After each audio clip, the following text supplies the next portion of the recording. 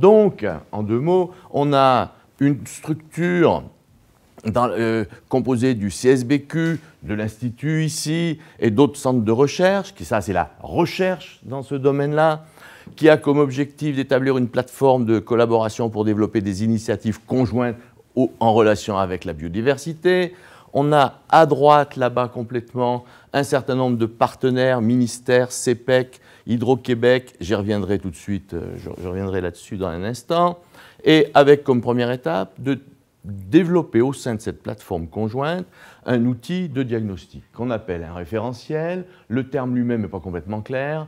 On s'est rendu compte que les attentes de chacun vis-à-vis d'un référentiel n'étaient pas exactement au même niveau d'affinage et qu'avec le temps, ce même groupe constitué développerait des indicateurs de biens et services écosystémiques, améliorer les outils existants, contribuer au développement de la comptabilité écosystémique dont on a parlé, plusieurs autres en ont parlé, on en reparlera demain aussi dans le colloque qui était mentionné tout à l'heure sur les services écosystémiques, le rapportage extra-financier, ça c'est ce qui est à venir. Mais là, nous étions confrontés à cette première étape, d'établir un outil, et là, la simple description de l'ensemble des intervenants montre qu'on est peut-être avec des institutions ou des groupes qui ne fonctionnent pas tous avec le même sens du temps. Il y a des temps qui sont très courts, il y a des temps qui sont très longs, et on n'est pas forcément... Alors on le sait entre nos disciplines, on a des disciplines qui ne roulent pas dans le même temps, mais c'est vrai aussi dans les institutions. Donc, et un représentant de chacune de ces institutions-là siégeait sur le comité qui décidait vers comment nous avancions dans la construction de cet outil-là. Donc, un lieu de dialogue entre les scientifiques, si vous voulez, et ceux qui veulent pouvoir rendre des comptes en matière de biodiversité, qui disent avançons. Et vous voyez simplement par les énoncés qui sont là qu'Hydro-Québec n'est pas au même stade de maîtrise des enjeux de la biodiversité qu'il peut avoir et qu'il a peut-être déjà construit dans son système et qu'il a déjà conceptualisé, installé dans une dimension ou dans une autre, et le CEPEC, le Conseil patronal de l'environnement du Québec, qui représente plus de 200 entreprises au Québec, de taille extrêmement variée. On y va y trouver aussi bien les grandes alumineries que des entreprises de taille beaucoup plus moyenne. L'Institut, qui représente une autre dimension de la science, on s'entend bien là-dessus, le EDS. La Fédération interdisciplinaire de l'horticulture ornementale, qui sont des gens, par définition, qui étaient très mobilisés, qui ont voulu faire partie de ce comité de pilotage et qui ont des membres qui font le lien avec l'IN Rochefort, puisque l'Association des producteurs de tourbe horticole du Québec sont un acteur important de cette fédération-là. Le ministère de l'Environnement, du Développement et des Parcs, mais qui représentait aussi les autres ministères mobilisés, ça ou pas, par la question de la biodiversité, donc une lecture transversale ministérielle, et en haut, mal reproduit, c'est dommage, mais le centre, le CSBQ. Donc on avait ce groupe-là qui devait définir des priorités et nous permettre d'aller de l'avant.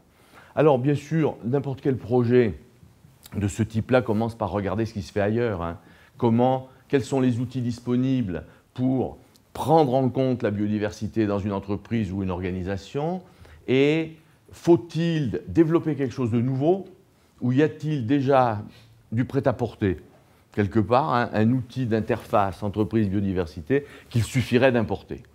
Alors bien sûr, notre première, on fonctionne tous de la même façon, on a d'abord regardé de près ceux avec qui on était le plus prêt à travailler, donc on a vraiment regardé ce que Oré avait fait, on a vu les forces et les faiblesses, eux-mêmes nous ont appris de ce qu'ils avaient fait, et le premier maître mot qu'on a eu, c'est processus, processus, processus, attention, ne vous énervez pas sur l'urgence d'avoir un document final. Michel Trometer, il y a encore à peine quelques mois, disait, vous savez, il y a plus de 6 ans qu'on est là-dessus, Michel Trometer étant le chercheur qui pilote la démarche scientifique dans cette équipe là-bas, dit, vous savez, après 6 ans, on n'a pas grand-chose de très tangible, mais on sait mieux comment travailler ensemble. Et nous, après 2 ans et demi, nous avions plusieurs de nos partenaires qui régulièrement regardaient l'heure en disant, mais le référentiel devrait déjà être livré. Ouais, ben oui, mais il ne l'est pas, puis il ne le sera pas demain matin, et puis c'est pas pour ça qu'on est si mauvais que ça. Mais là, on a les temps, les attentes, la souplesse n'est venue qu'avec le temps, là aussi. Hein. Alors, mais en gros, ce qui est intéressant, c'est quand même de voir comment marchent ces outils-là, pour voir comment on voit aujourd'hui cette démarche québécoise prendre un peu forme, si vous voulez. Alors, ça, c'est vraiment le tour de la littérature.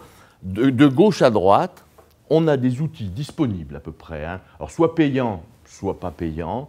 Mais on a le Ecosystem Services Benchmark dans la première bulle, Ecosystem Services Review, IIEB qui est justement l'indicateur d'interdépendance entreprise-biodiversité de ORE, qui sont essentiellement des premiers outils d'appréhension. Ce avec quoi il faut commencer pour au moins savoir de quoi on parle avant de le mesurer plus finement et de le géoréférencer et de lui donner une valeur. Et c'est ce qu'on suit après. Deuxième niveau, Aries, Invest. C'est Alison, je pense, qui a parlé tout à l'heure de Invest, le modèle, enfin, ce qui était développé par Gretchen Daly et d'autres, qui permet, lui, de cartographier des flux de services écosystémiques. Donc là, on est déjà géoréférencé. On va un cran plus loin. Et ensuite, on a une autre famille encore d'outils d'analyse beaucoup plus fine, plus spécifiques à un périmètre, plus spécifique à des enjeux environnementaux comme les habitats, etc. Donc on a un gradient là-dedans. Donc la modestie oblige à ne pas vouloir tout de suite aller à un niveau qui va complètement être mal compris et tenir compte justement de ce phénomène d'apprentissage. On peut les regarder aussi dans un autre sens, ces outils, puisqu'on est justement dans un colloque où on parle de science et de politique. Ils se représentent sur des axes bien complémentaires. Ils peuvent être très scientifiques, très politiques, sur l'axe horizontal, ou il peut être très contextuel, mesurer un habitat faunique, ou au contraire, avoir une vue sur le monde, si je peux dire. Donc ils vont de très universel à très contextuel, très scientifique à très politique. Et effectivement, plus il est politique, c'est-à-dire il peut avoir un côté stratégique, il a un côté qui permet de faire avancer la question, mais il n'a pas le sceau de la science. Et c'est bien le cas d'ailleurs de la démarche ORE actuellement. On dit que c'est qualitatif, etc. Ça ne fait pas l'état de la science, si vous voulez. Mais en même temps, probablement, pour répondre à certains types de questions, c'est ça qu'il faut. Et d'amener plus de science peut n'arriver qu'après, sans pour autant qu'il ait perdu son utilité au début. Donc il y a vraiment une réflexion qu'on avait en tête, à savoir, mais où est-ce qu'on veut être quand on va arriver avec un outil assez polyvalent, vu la nature des acteurs avec qui on travaille, et qui reflète l'état des lieux. Donc, là, il y a maintenant 1 an et demi, on a organisé, pour savoir où on en était, on a organisé des focus group avec d'une part des étudiants de maîtrise, et là, déjà, on rentre dans des enjeux. Parce qu'on est dans quelle discipline, là ? On n'est pas les spécialistes en biologie, écologie, on va les trouver dans les maîtrises en bio ou en sciences de l'environnement, mais on est dans une approche qui interroge on est avec des gestionnaires d'entreprise, il faut une connaissance des systèmes de management. Donc c'est déjà pas évident du point de vue de la discipline interpellée, et on le voit, on avait aussi bien on a actuellement des gens de HEC Montréal qui sont sur le projet, de la maîtrise en responsabilité sociale de l'UQAM, mais aussi des gens en sciences de l'environnement avec un background sciences humaines. Donc il y a cette question-là de la non-clarté disciplinaire d'enjeux comme ça, et on a aussi 2 informaticiens qui ne connaissent rien à la biologie ni à l'écologie, mais qui font des liens et font que le système marche. Donc c'est un petit côté construire une machine finalement. Hein. Alors, on a organisé une consultation des organisations sous la forme de focus group, hein, avec un qui a été mené avec le CEPEC, l'autre la Chambre de commerce de Québec, ici à Québec, et le troisième avec la FIOC, pour avoir des intervenants qui avaient un point commun, c'était l'horticulture ornementale, mais des réalités très différentes, puisqu'on a aussi bien Fafard, distributeur de produits dans ce domaine-là, et les tourbières à un autre bout.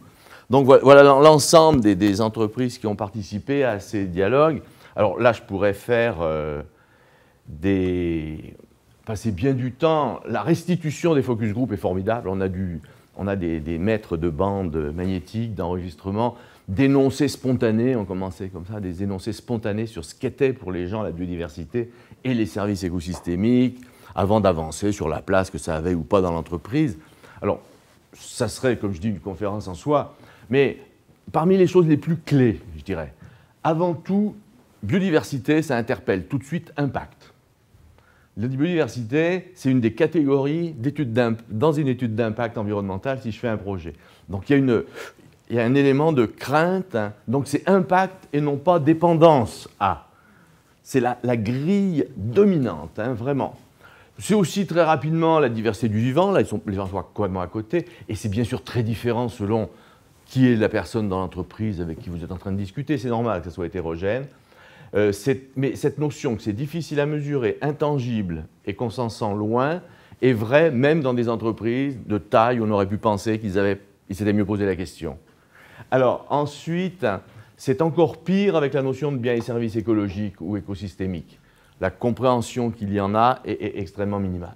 Et on a envie de bien faire les choses est quelque chose qui revient souvent, qui place vraiment cette question quasiment automatiquement en lien avec développement durable et responsabilité sociale.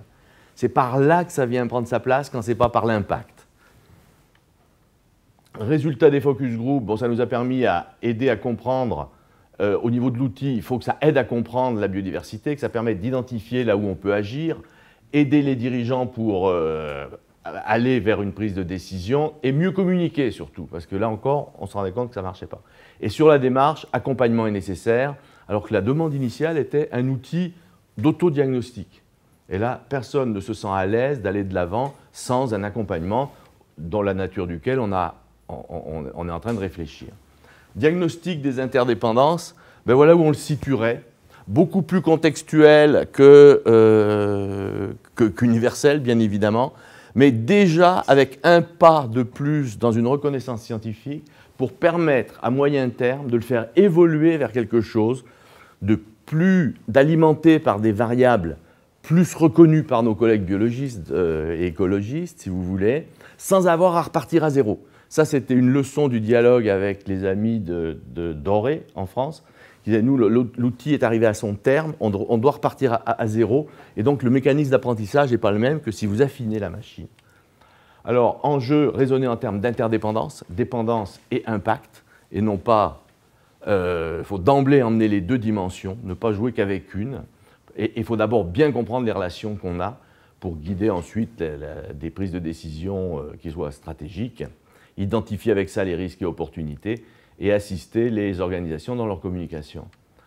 La démarche, elle est, et là je vais aller très vite, parce que le but maintenant, ce n'est pas de rentrer dans la plomberie de l'outil, hein.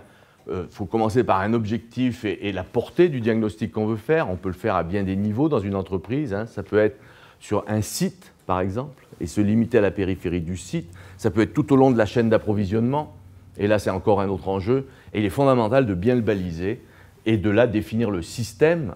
Ensuite, identifier les interdépendances au BSE, et là vous avez compris qu'à ce stade, on se centre que sur les BSE, et pas sur d'autres façons de voir, si je peux dire, la biodiversité. On reste avec cette grille-là, et on est parti de la version 4.3 de 6S, en fait, pour avoir une terminologie et une typologie classique. De là, on détermine les interdépendances principales avec l'entreprise par rapport à l'ensemble de ce qu'elle leur a mis dans son portrait, de façon à pouvoir ne travailler que sur un nombre restreint et commencer à voir comment agir avant de refaire un deuxième passage, une deuxième boucle et d'avancer.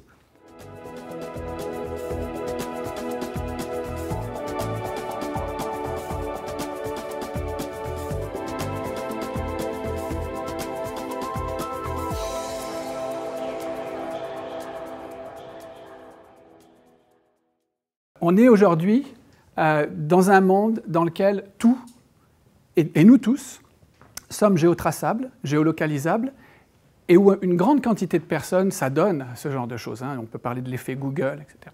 Ça veut dire que la production de données à caractère géographique, qui pendant très longtemps a été l'apanage de spécialistes, de cartographes, géographes patentés, spécialistes de sciences de l'environnement aussi, ne l'est plus aujourd'hui.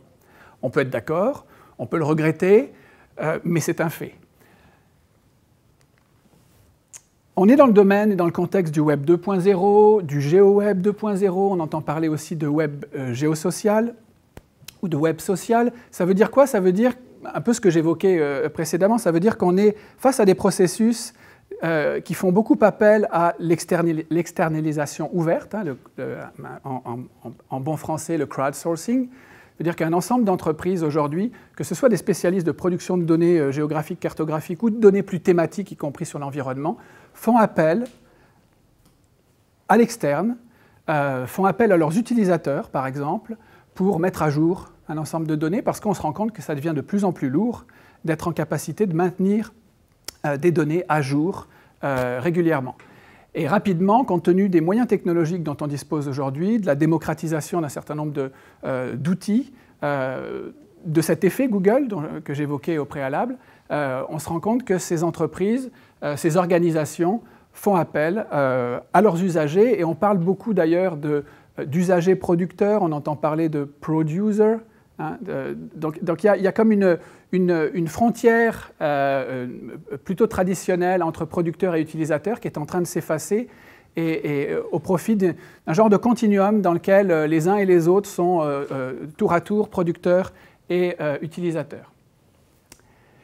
Donc ces producers, ces citoyens capteurs, comme certains collègues les appellent, plus ou moins actifs, plus ou moins conscients, sont aujourd'hui engagés dans un certain nombre de démarches, y compris dans le domaine environnemental, dans le domaine de la cartographie aussi. Hein, je mets cet exemple-là qui est une illustration d'une initiative qui s'appelle OpenStreetMap, que certains d'entre vous connaissent peut-être, qui est une initiative qui vise à construire une couverture cartographique mondiale qui est faite entièrement par des amateurs. À tel point, ça fait une dizaine d'années que ça existe, et aujourd'hui, les grands producteurs de données, que sont les instituts géographiques nationaux, que sont le ministère des Ressources naturelles au niveau fédéral ou au niveau provincial, ont réalisé des protocoles d'entente avec les fondations nationales ou provinciales d'OpenStreetMap, de manière à pouvoir intégrer ces données-là dans leur propre système de données. On est toujours dans cette logique d'externalisation. Sur des domaines plus environnementaux, vous connaissez peut-être cet exemple de la montre verte, qui a été beaucoup déployé en Europe, qui est l'idée, et puis on assiste de plus en plus à ce genre en milieu urbain en particulier, mais aussi en milieu rural, on assiste de plus en plus à ce genre d'expérimentation où on sollicite l'individu en tout temps connecté et localisable pour faire remonter de l'information. On l'aide en cela, en lui fournissant éventuellement des outils très simples ou des applications qui vont pouvoir être gratuitement téléchargées sur un téléphone intelligent ou autre, de manière à se transformer en capteur actif, permanent. Et l'exemple de la montre verte était un exemple qui traitait des questions de pollution urbaine au sens large, donc de pollution sonore, taux de CO2, etc., etc. Et donc, évidemment, moyennant l'implication active d'un certain nombre de citoyens, on est en mesure assez rapidement de prendre des mesures en temps réel ou quasi réel et de manière renouvelée. Alors ça pose tout un tas, évidemment, de questions sur les problèmes d'éthique, sur les problèmes de qualité, comment on valide les données, comment on élimine les bruits, etc. Il y a beaucoup de travaux qui sont faits sur la qualité de ces informations géolocalisées produites par des non-spécialistes. Il y a aussi beaucoup de projets, on parle même extreme citizen science, donc la science citoyenne est remise au goût du jour parce que, d'une certaine manière, réalimentée et réactivée par la simplification des technologies, la convergence des technologies de géolocalisation, de communication, etc. Un autre exemple qui est un projet qui a été mis en place il y a quelques années par le Muséum national d'histoire naturelle à Paris, hein, ce Viginature, qui est un peu du même type. Et je crois qu'un chercheur d'ailleurs de l'Institut, il y a 2 ou 3 ans, avait initié ce même type de projet pour les espèces envahissantes. Tout simplement, se dire on a beaucoup de difficultés, que ce soit en tant que chercheur ou en tant que responsable d'un ministère, d'une organisation, à déployer les ressources suffisantes sur le terrain pour faire du comptage, du repérage et géolocaliser, par exemple, ces espèces envahissantes, alors que les individus comme vous et moi qui se baladent le dimanche pourraient très bien le faire de façon assez spontanée et simple. Un autre exemple qui est ce site GeoBirds, là, qui est très connu des ornithologues amateurs ou professionnels, et qui s'est imposé rapidement comme un outil au service de la recherche également. Alors, ça c'est le contexte général dans lequel le projet dont je vais vous parler s'inscrit. Avant d'aller plus en détail dans le projet, juste quelques mots sur cette idée de Wiki-SIG, qui est une nouvelle gamme, disons, d'outils géomatiques. L'idée est assez simple, même très simple, vous connaissez tous les wikis. Vous connaissez Wikipédia au moins, alors vous y avez ou non contribué, mais vous avez une idée de comment ça fonctionne.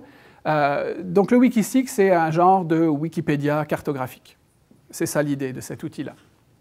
C'est construit sur les principes que j'évoquais tout à l'heure d'OpenStreetMap et de Wikimapia, qui sont grosso modo un premier principe qui est l'édition distribuée des données, c'est-à-dire qu'on rompt avec la tradition plutôt centralisée de production de données aux mains d'un seul producteur, mais on fait en sorte que les utilisateurs deviennent contributeurs et producteurs des données, et en particulier des données pour lesquelles ils ont un intérêt ou dont ils sont déjà en charge. Et je vais expliquer un peu plus loin en quoi c'est pertinent par rapport au projet d'Atlas de la biodiversité dans lequel s'inscrit ce projet-là. Approche itérative et non cumulative, ça fait une bonne transition avec la présentation précédente, où vous avez insisté sur cette idée d'itération. Là aussi, traditionnellement, les processus de production de données suivaient plutôt une logique cumulative. On accumule de la donnée, on la superpose, surtout dans le domaine cartographique. L'idée du wiki rompt avec cette tradition-là en proposant plutôt une démarche itérative, c'est-à-dire que la contribution qui suit une contribution précédente ne vient pas s'empiler dessus. Elle vient par itération la compléter ou la modifier, tout en assurant la possibilité de garder traçables les évolutions et les modifications. Donc ce qui est intéressant dans le Wikisig, c'est que ce qu'on trouve dans Wikipédia appliqué à des textes, on peut l'appliquer à la donnée cartographique. Donc tout simplement, on peut inscrire le processus de production cartographique dans une démarche itérative et traçable. Donc ça veut dire, avec un exemple très simple, que par exemple, sur cette simulation d'un projet où on avait demandé à des étudiants de tracer une nouvelle ligne de bus, ou plus exactement un nouvel arrêt de bus, on peut avoir ici, pour le même arrêt de bus, à un moment donné, plusieurs localisations possibles qui sont des instances possibles de ce futur arrêt de bus. Mais ce qui veut dire que sur le plan plus technique de la gestion de la donnée, cet objet arrêt de bus, il a plusieurs localisations en même temps, au même moment, jusqu'à ce qu'il y en ait une qui soit considérée comme étant celle qui est validée par l'autorité qui a la charge de la valider éventuellement. Mais ça veut dire aussi qu'on peut rembobiner et puis se dire, il y a 15 jours, il y avait une proposition qui avait été faite, c'était quoi l'argument qui avait été mis en avant pour proposer cette proposition ? Différents tracés aussi et commentaires associés, donc on peut gérer évidemment les commentaires, les justifications, les arguments qui sont mis en avant pour aller défendre telle position ou telle autre position. Alors voilà pour le Wikisig. Maintenant le projet Wikibio, plus spécifiquement, qui évidemment s'inscrit à la fois dans le contexte général que j'ai évoqué et dans le contexte plus spécifique des outils type Wikisig. Petit historique rapide, il y a 3 ans de ça, je crois, l'UICN et l'Office de la francophonie publiaient un atlas de la biodiversité de la francophonie. Un atlas papier, un magnifique atlas avec des fiches pour les différents pays et zones francophones dans lesquelles les principales caractéristiques de biodiversité avaient été listées, illustrées, etc. Et dans la continuité de cet atlas, parce que le ministère des Ressources naturelles ici était impliqué, on a été sollicité au département pour travailler avec eux et voir dans quelle mesure on pouvait proposer ou tester une solution qui permettrait d'assurer une pérennité à cet atlas. Parce que là, c'était un coût unique. On produit un atlas avec des fiches PDF qui avait pris beaucoup de temps à non seulement dans les négociations sur quels éléments on intégrait puis quels éléments de biodiversité on n'intégrait pas. Donc il y avait eu beaucoup de travail, de réseautage, d'acteurs, d'itérations successives. Et là, le problème, c'était de se dire, bon, ces données-là évoluent, et dans 2 ans, il va falloir qu'on refasse le travail en partant presque de zéro. Donc nous, ce qu'on a proposé, et l'Institut Hydro-Québec nous a soutenus à travers un financement à travers ça, ce qu'on a proposé, c'est de tester, de proposer un prototype, hein, pas un outil opérationnel et de production, hein, ce n'était pas ça du tout l'objectif, mais un prototype. C'est ce qu'on a fait. Alors il y a plusieurs étudiants qui ont travaillé là-dessus, puis ça c'est l'idée un peu de à quoi ressemblaient les fiches dans l'Atlas. Hein. Donc de reprendre cette idée-là et de proposer, alors je vais passer là-dessus parce que ça c'est du charabia, mais plutôt me focaliser sur cet élément-là et expliquer un peu comment ça fonctionne. L'idée c'est assez simple, dans le principe c'est un peu plus compliqué à mettre en œuvre, et puis ça, on a encore quelques difficultés d'ailleurs à le faire fonctionner de manière robuste et sans bug, mais Microsoft a toujours des bugs, donc on a un peu de temps devant nous.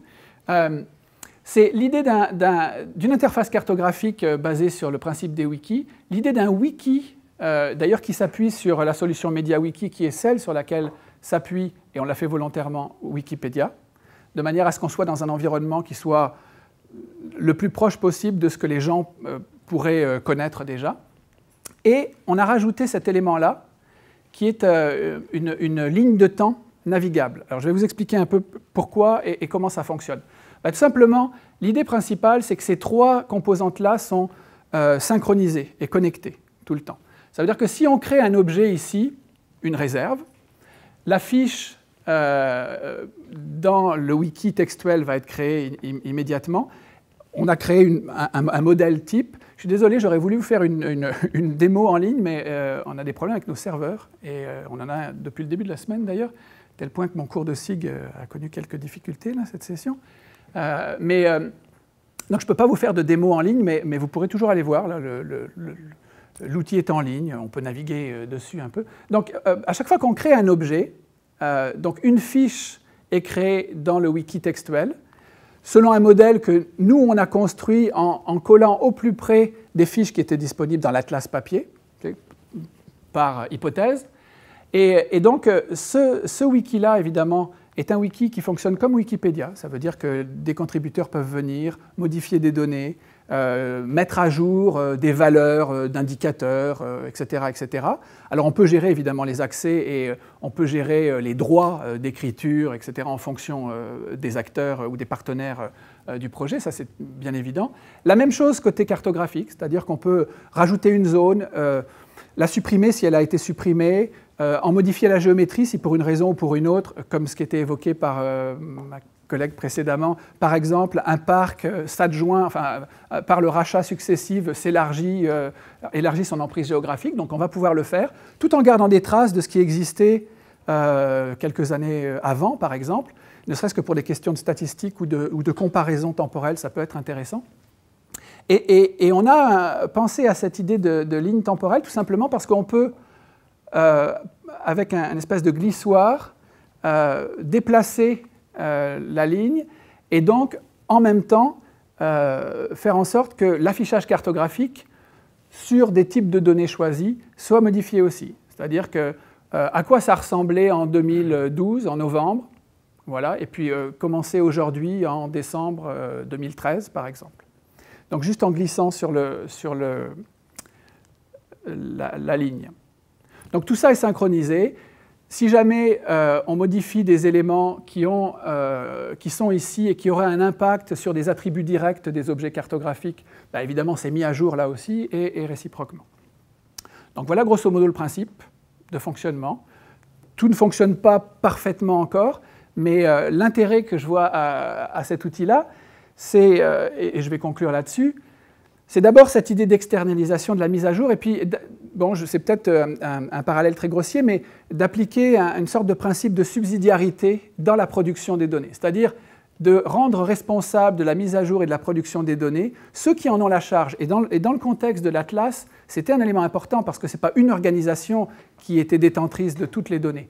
C'était même pas une organisation par pays, mais un ensemble d'organisations, des ministères, des associations, etc. Et ça me semble assez difficile, sauf à refaire ce travail colossal qui a été fait pour l'édition 1 de l'Atlas, ça me semble difficile de remobiliser cette démarche-là en permanence. Alors que si un outil de ce type-là était disponible et permettait à ceux qui gèrent les données, les transforment, les modifient, d'avoir facilement accès à une base de données leur permettant d'aller les mettre à jour, pourquoi pas même en les synchronisant automatiquement, ça peut se faire, ben ça veut dire que l'ensemble de la communauté aurait accès, en temps réel, je ne sais pas, mais en tout cas dans un temps plus compatible avec les besoins, à de la donnée à jour. Et sans faire porter la charge lourde de cette mise à jour sur un acteur institutionnel ou quelques acteurs institutionnels.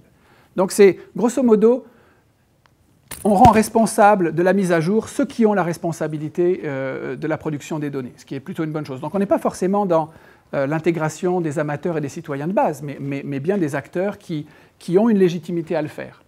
Le deuxième avantage, c'est cette idée de traçabilité de navigation, c'est-à-dire qu'on peut naviguer de la fiche textuelle sous forme wiki à la carte, et qu'on garde toujours la possibilité de voir quelle était la situation il y a N années, par exemple. Donc rien n'est écrasé, et c'est beaucoup plus simple qu'un principe d'archivage dans les systèmes d'information géographique traditionnels, où on avait l'habitude de gérer des archives, hein, comme on le fait nous pour nos documents personnels. Donc ça fournit un genre de système de gestion de contenu hein, commun. Et ce système de gestion de contenu peut, d'une certaine manière, être considéré comme un espace d'échange et de discussion, pour peu évidemment que la mayonnaise prenne et que les gens travaillent dans ce contexte-là. Donc cette approche wiki basée sur une communauté de producteurs-utilisateurs, on n'a pas eu l'occasion de tester l'ampleur du projet et la nature des partenaires qu'on avait ne le permettait pas nécessairement, de tester concrètement l'utilisation, ça serait une étape à mon avis intéressante, c'est-à-dire de sécuriser le système, de le faire héberger par un serveur qui tienne la charge et de mettre en place des processus de test. Ça serait à mon avis une étape et la prochaine étape qui serait intéressante à mener. J'en ai terminé. Merci beaucoup.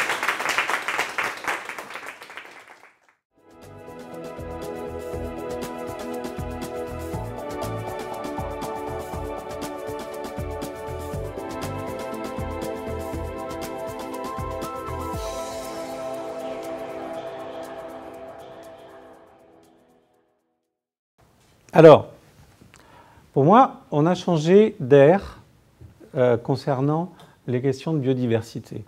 On n'est plus du tout à réfléchir à la protection du panda ou simplement aux aires protégées, mais depuis la Convention sur la diversité biologique, donc depuis 1992, on a mis cette question de la diversité biologique dans un autre environnement, j'allais dire, qui est celui des liens avec la santé humaine, avec la sécurité alimentaire, avec l'approvisionnement en eau potable, avec la gestion des risques, l'adaptation et la mitigation face au changement climatique, les questions de prospérité économique et des capacités d'un certain nombre d'acteurs. Alors, c'est une vision de la Convention sur la diversité biologique qu'on a perdue pendant une dizaine d'années ou une quinzaine d'années, où on a vu que la dimension de la conservation de la diversité biologique, on a oublié les deux autres objectifs de cette convention, qui sont l'utilisation durable de ces éléments et celle de l'accès et le partage des avantages issus de l'exploitation des ressources génétiques. Et pour moi, la convention telle qu'elle a été signée en 1992, c'est la première convention de développement durable à l'échelle internationale.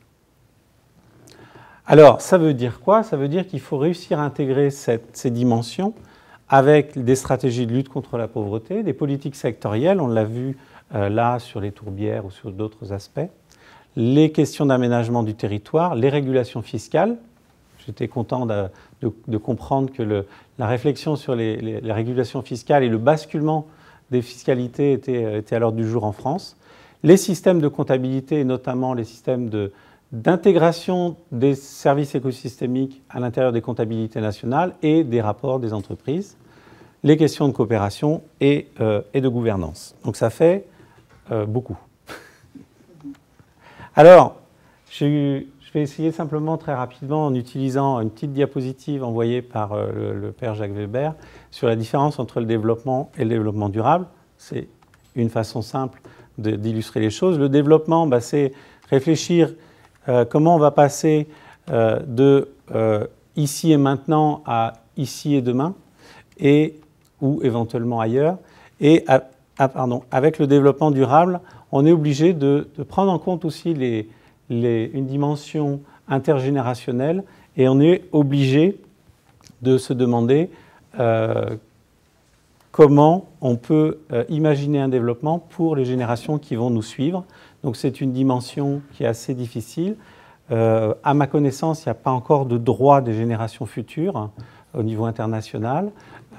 Et les hommes politiques qui prennent des décisions, généralement, ne voient pas beaucoup plus loin que la prochaine échéance électorale. Donc leurs futurs électeurs qui ne sont pas encore nés, je pense qu'ils n'en tiennent pas vraiment compte.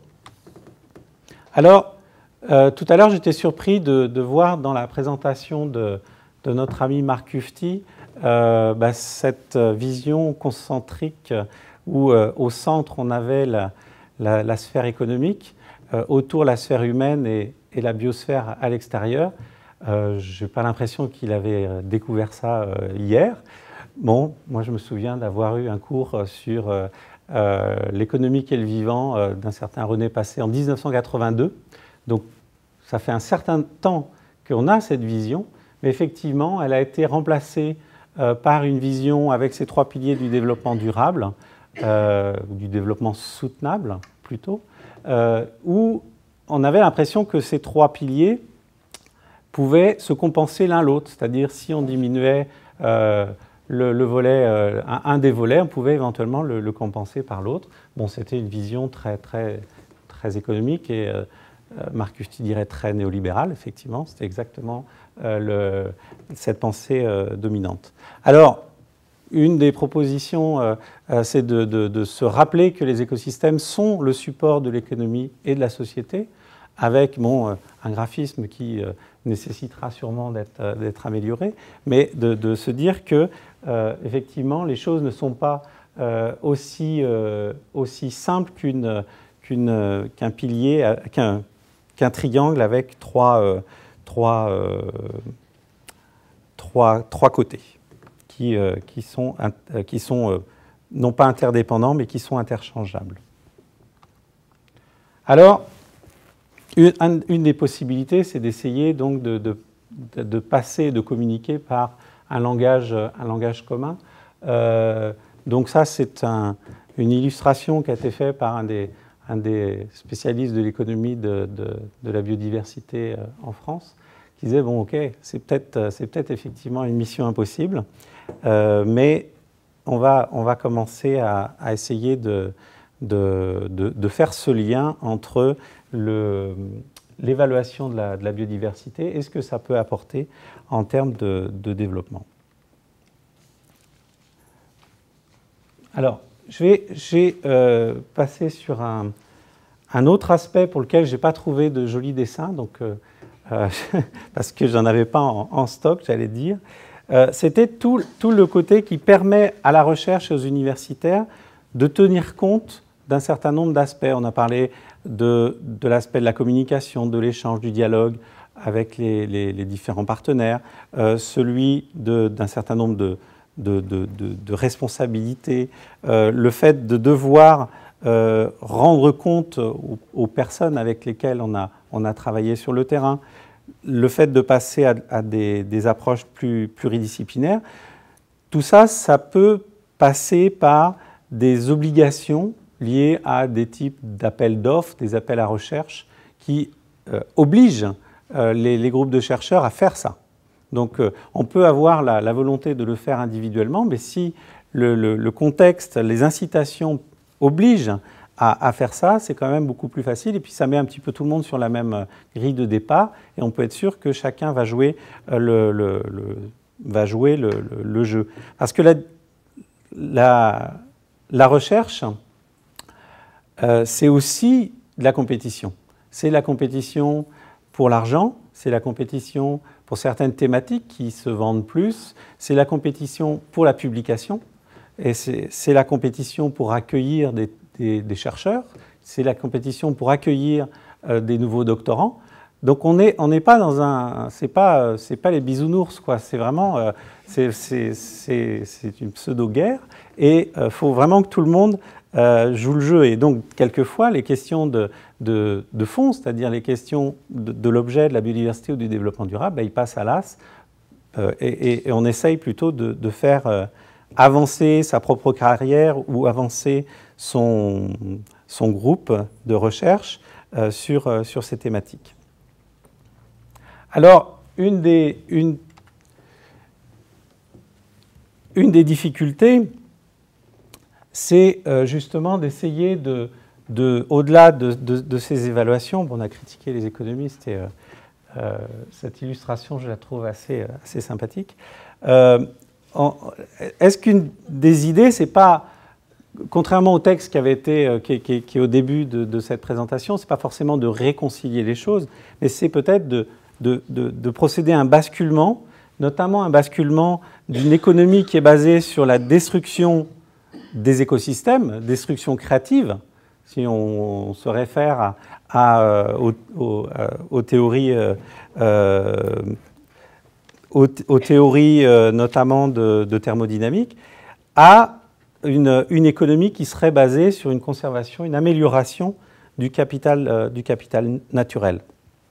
Alors, on peut effectivement être confronté à des difficultés qui soient des difficultés disciplinaires. Bon, on l'a vu, des fois, ce n'est pas très facile de dialoguer entre nous. Des difficultés d'ordre doctrinaire, c'est-à-dire qu'au sein même d'une même discipline, il y en a qui vont prôner un aspect, puis d'autres un autre aspect. Des hégémonies, c'est-à-dire qu'il y a des gens qui sont très très forts pour influencer les décisions politiques au sein d'IPBES. C'est dommage que Philippe Lepret soit plus là, mais l'influence qu'a pu jouer par exemple Diversitas International est fondamentale. Et ils peuvent jouer un rôle assez hégémonique sur l'orientation des choix de thématiques de recherche, notamment parce qu'on leur a confié l'enquête qui va permettre d'identifier ces thématiques de recherche. Donc c'est aussi un jeu de pouvoir. Alors, l'autre question qui est importante pour le chercheur, c'est que très souvent on est basé à un endroit, on réfléchit à ce qui se passe à un endroit précis. Bon, par exemple ici, si on travaille sur les exportations, sur la transformation des paysages d'Argentine dues à l'exploitation de soja qui vont être exportés partout. Bon, en fait, qu'est-ce qui se passe? C'est que l'impact, par exemple, de l'élevage laitier français va être direct, enfin, oui, quasiment direct, sur la transformation des paysages de la pampa argentine. Donc, la recherche, c'est aussi dire, attention, c'est pas quelque chose qui se passe simplement ici, c'est quelles en sont les conséquences. Donc, il y a des outils, notamment à travers l'analyse de cycle de vie, de projet, etc., qui permettent d'identifier ces responsabilités. Alors, par rapport à IPBES, bon, moi j'étais pas mal impliqué sur cette chose-là, et là je vous ai donné je vous ai mis quelque chose que vous ne verrez pas tout de suite, c'est le premier logo, celui que nous on a créé pour IPBES. Parce que ce que vous ne voyez pas très bien, parce que la diapo n'est pas très bien, c'est que sur le logo même, c'était marqué que IPBES était the Intergovernmental Science Policy Platform. Et j'ai l'impression qu'à travers la présentation que nous a donnée Gilles hier, bon, c'est quelque chose qu'on a tendance à oublier. On est vraiment maintenant sur une plateforme sur la biodiversité et les services écosystémiques où il y a deux choses, mais l'interface entre la science et la politique, entre la connaissance et les décideurs, c'est quelque chose qu'on est... enfin, dans le programme de travail, je le vois pas très bien. Voilà. Par contre, là où je suis très très optimiste et très très content que ça existe, c'est qu'il y a plein d'acteurs maintenant, et notamment d'instituts de recherche, qui se disent comment on va contribuer à ce mécanisme. On ne peut pas louper le coche et on est bien obligé de faire quelque chose pour identifier nos propres programmes de recherche, pour contribuer à cette plateforme qui va très certainement être l'endroit où il faut contribuer, peut-être pour avoir un prochain prix Nobel comme avait eu le IPCC avec Al Gore, parce que c'était un petit peu la frustration des gens de la biodiversité, c'est de se dire nous on est capable de faire la même chose, mais pour l'instant on n'a pas eu le prix Nobel. Alors, la grosse...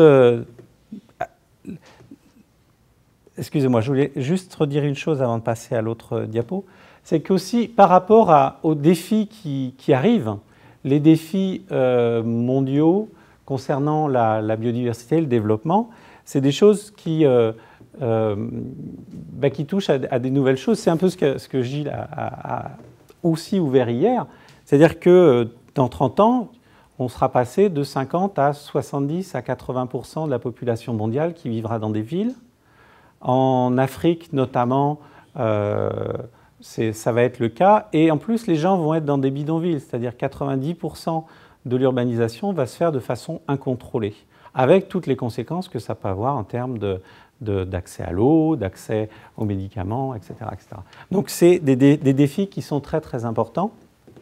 On va avoir aussi à peu près dans 30 ans 9 milliards d'hommes à nourrir. Donc c'est aussi des défis majeurs. On ne peut pas se voiler la face en disant on va faire des aires protégées partout, etc. Non, il y a aussi à imaginer comment, à travers de nouvelles manières de produire, de nouvelles manières de consommer, on peut nourrir 9 milliards d'habitants sur la planète. Voilà, tout ça, pour moi, ça fait partie de ces interfaces entre la science et la politique. Alors l'autre chose qui m'est venue à l'illustration de Marc Ufti sur les différents niveaux de discipline, de la mono à la transdisciplinarité, ce qui m'a le plus surpris, surtout venant de lui, c'est qu'il en avait oublié une, c'est ce que moi j'appelle l'indisciplinarité. C'est-à-dire que pour véritablement faire avancer ces thématiques, de temps en temps, il faut être relativement à la marge, il faut être relativement indiscipliné pour essayer de faire avancer, faire bouger les frontières. Donc on l'a vu à différentes reprises, les chercheurs, les universitaires se lancent dans des recherches qui sont impliquées, où le chercheur s'implique, où il va communiquer, ou comme de temps en temps, je ne sais pas si vous entendez sur Radio-Canada, Dominique qui est interrogé sur la biodiversité du plan Nord. Ça m'est arrivé à 2-3 reprises de l'entendre. Bon, ben, il est là et puis il défend son point de vue. Il y a tout ce qui est aussi l'implication auprès des communautés locales, de développer leurs propres capacités, c'est quelqu'un qui a mentionné ça tout à l'heure, d'augmenter le dialogue, la communication, mais aussi d'augmenter les outils de discussion, les outils de médiation. C'est le cas avec les entreprises.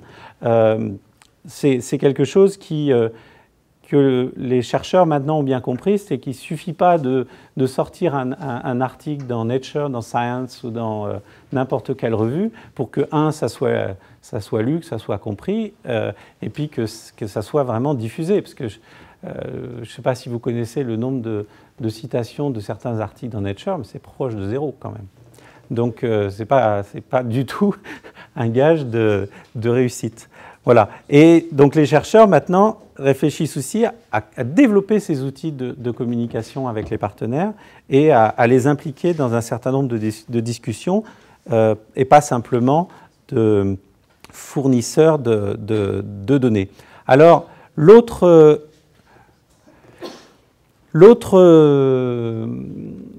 opportunité, j'allais dire, c'est celle qui nous est présentée à travers les nouvelles techniques de l'information et de la communication.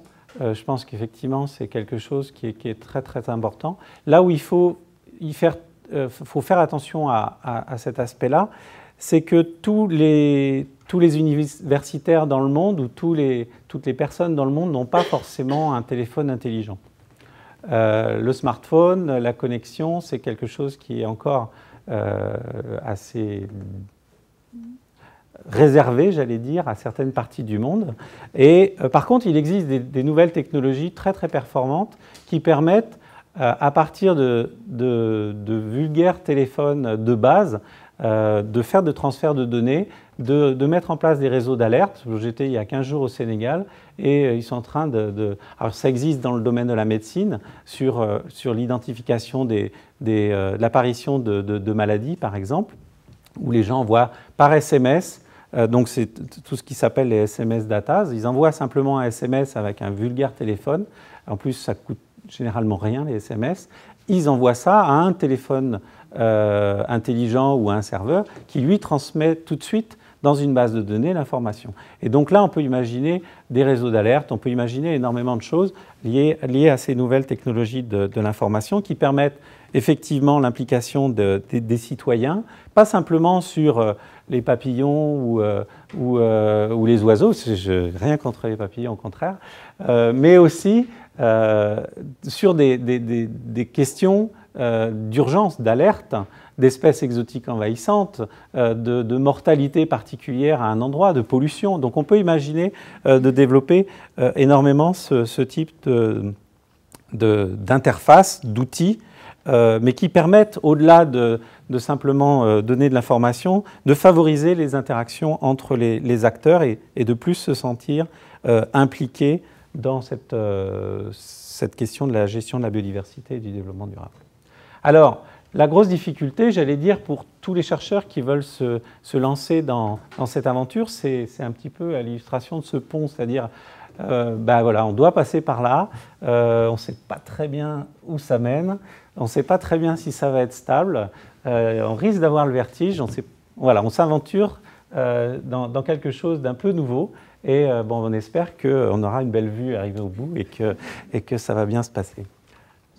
Alors là où... Ah oui, je voulais dire un petit truc à propos des arbres. Qui sait qu'il y avait des problèmes avec les arbres tout à l'heure? C'était dans les tourbières, c'est ça? Ouais. Voilà, non, mais je pense que c'est c'est quelque chose, moi, qui m'a toujours frappé, c'est à quel point, quand on voulait protéger l'environnement ou protéger la biodiversité, il fallait planter des arbres.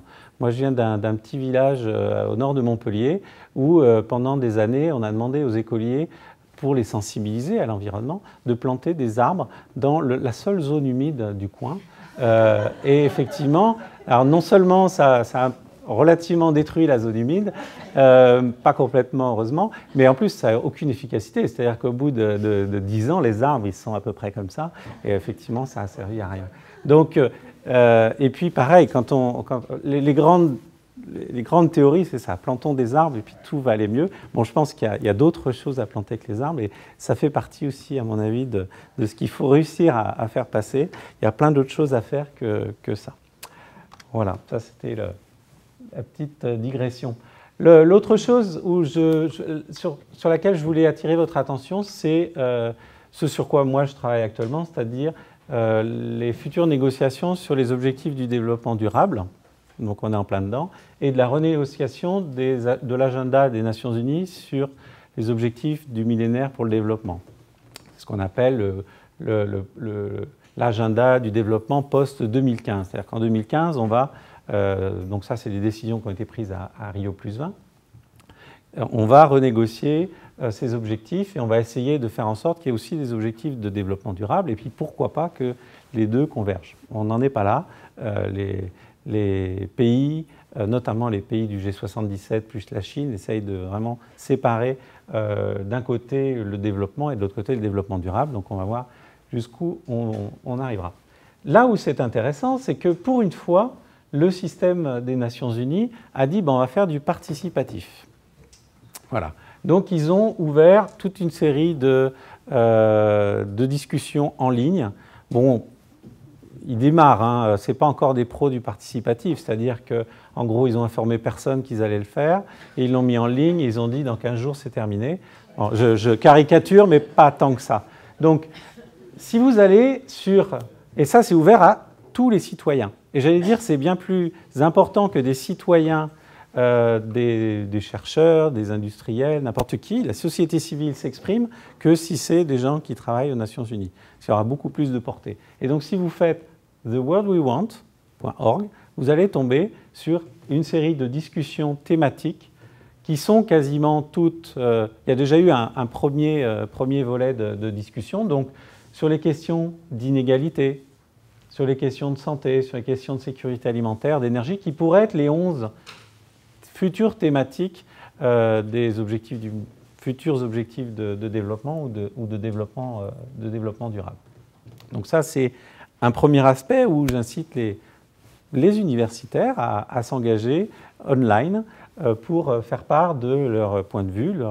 Et là, c'est complètement ouvert, ce n'est pas contrôlé, vous pouvez dire ce que vous voulez, et vous pouvez le dire au moins dans 3 langues, si ce n'est dans toutes les langues, parce qu'ils utilisent aussi des systèmes automatiques de traduction, ce qui est assez intéressant. L'autre endroit où je vous incite fortement à vous engager, c'est sur ce qui s'appelle the Sustainable Development Solutions Network. C'est un réseau qui a été demandé par le secrétaire général des Nations Unies pour faire des propositions de solutions sur le développement durable. Donc c'est un réseau qui est coordonné par Jeffrey Sachs avec un certain nombre de thématiques. Et l'idée, c'est, ben voilà, on a des solutions à proposer sur telle ou telle question. Donc ça va des océans, la biodiversité, l'eau potable, des technologies d'information et de la communication. Il y a vraiment tout un tas de choses, mais dédiées à des solutions pour le développement durable. Donc nous, on a informé les partenaires scientifiques de la Convention, dont le Muséum national d'histoire naturelle, pour contribuer et informer en disant mais si on a des propositions, des solutions, présentons-les à travers ce réseau. Il va y avoir une synthèse qui va être faite pour l'Assemblée générale des Nations Unies à la fin du mois de septembre. Donc voilà, il y a une autre possibilité de faire des propositions qui est là. L'autre, c'est un certain nombre d'universitaires, de chercheurs qui s'organisent entre eux pour faire des propositions. Et donc là, j'ai mis à titre d'illustration le think tank de l'IED, International Institute for Environment and Development, qui dit nous aussi, on va réfléchir, on va essayer de faire notre contribution à ces réflexions. Donc ils ont sur leur site lancé ces discussions. Alors, juste pour finir, ce que je voulais dire, d'abord, c'était que j'étais très heureux d'être ici. Ça m'a permis de revoir un certain nombre d'amis, de têtes connues, de faire aussi cet exercice de synthèse. Je trouve que c'est aussi très enrichissant pour moi. Ça me change un peu de mon terrain habituel, qui ressemble maintenant plus à la moquette qu'aux plages de Bélou-sur-Mer à Madagascar. Mais bon, c'est moi qui l'ai choisi. Et la réflexion que j'ai, c'est que l'évolution générale de la recherche actuellement, c'est à peu près comme la biodiversité. C'est-à-dire qu'on a de plus en plus, et c'est ça qu'il faut combattre à mon avis, on a de plus en plus de fragmentation, qui est un problème, d'exclusion et de privatisation. Alors ce matin, au petit déjeuner, je suis tombé sur cet article dans Le Devoir, je ne sais pas si vous êtes tombé dessus aussi, et je me suis dit, mais quelles sont les conséquences, par exemple, sur le domaine de la biodiversité et du développement durable au Canada, que le Conseil national de la recherche du Canada dise maintenant on fait une priorité aux retombées industrielles de la recherche. Qu'est-ce que ça veut dire en termes de réflexion sur ce qui nous... Alors bon, le sous-titre, c'est « Des voix s'élèvent pour dénoncer ce virage ». Mais ok, voilà. L'autre chose, c'est que pour moi, il faut aller bien au-delà d'essayer de réconcilier biodiversité et développement durable. Il faut inventer une nouvelle science qui serait la science du développement durable. Alors, le même Jeffrey Sachs a lancé une formation à travers son université. sur le développement durable pour essayer de former un maximum de gens via Internet à ces thématiques-là. Je pense que tout ce qui est formation à distance, et notamment pour les pays qui n'ont plus de capacité de développer des programmes universitaires dans leur propre pays, est quelque chose qui pourrait être très intéressant. Et l'autre, dernier aspect, c'est que, et là ça va demander peut-être à lancer la discussion, c'est que pour moi, si on veut s'en sortir, si on veut s'en sortir de cette question-là, il faut réussir à faire basculer la question de la biodiversité en dehors du champ de l'environnement. Quand on parle de la santé, quand on parle de l'industrie, quand on parle des collectivités locales, on n'est plus... c'est pas un problème environnemental, la biodiversité, c'est une opportunité, c'est des solutions pour essayer de résoudre un certain nombre de problèmes. Et je pense qu'il faut réussir à oublier pendant un certain temps, même si c'est important, comme je dis, les pandas, les tigres et autres bébêtes, mais il faut essayer d'imaginer quelles sont les solutions, quelles sont les opportunités à travers les services écosystémiques ou la biodiversité qui peuvent contribuer à mettre en place des politiques et des stratégies de développement durable. Voilà, je vous remercie de votre attention.